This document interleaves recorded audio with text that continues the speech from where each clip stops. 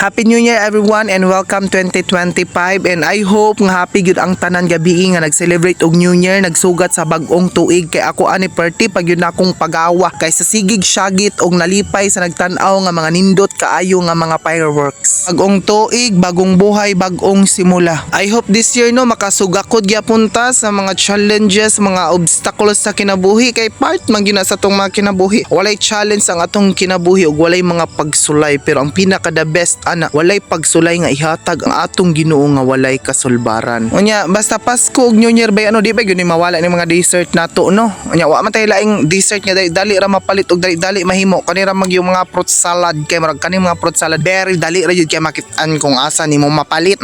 Very affordable na pud ni ay. Mao ni akong gibuhat karon buko salad.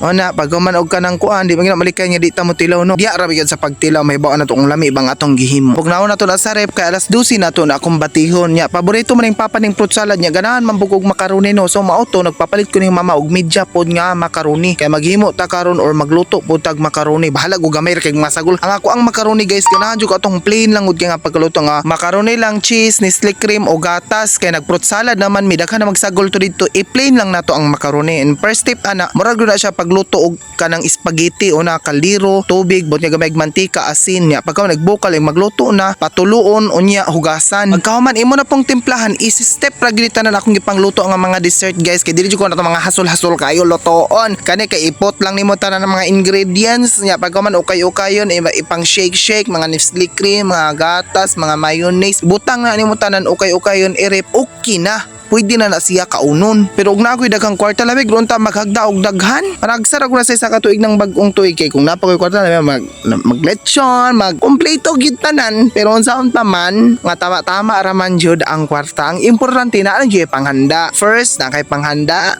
maayo imong lawas, happy ang imong New Year, happy mo sa imong pamilya, happy mo nga nag-celebrate og New Year, happy mo nga nagsugat sa bagong tuig. Sakto na gyud siya, wala kay laing pangitaon. Lain pud magpakaana ka bisig wa atayo. Be grateful, be blessed and be contented. In positive sides, pwede naman pud ka nga dili ka makontento karon para ma-motivate ka og pagpaningkamot para makuha nimo ang mga bagay-bagay nga gusto nimong makuha pohon. Wa na nalibat na sa kalami sa iyang gibuhat so mauna ni siya ang mga preparations while waiting sa New Year o sa bagong tuig. Happy New Year people! Happy New Year pa!